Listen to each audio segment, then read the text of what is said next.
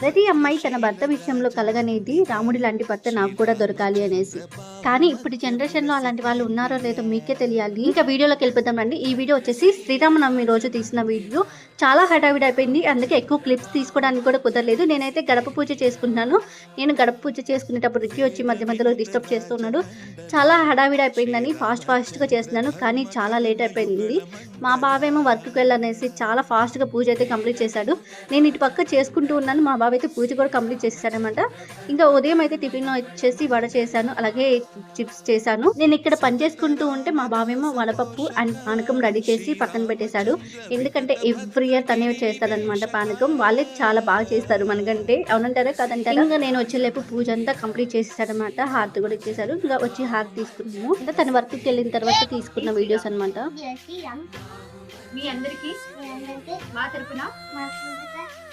తరపున శ్రీరామనవమి శుభాకాంక్షలు. మరియు మీ కుటుంబ సభ్యులందరికీ శ్రీరామనవమి శుభాకాంక్షలు. జై శ్రీరామ్, జై శ్రీరామ్, జై శ్రీరామ్, జై శ్రీరామ్, జై శ్రీరామ్. ఏంటి ఇంత బుద్ధిమంతుడు అయిపోయా?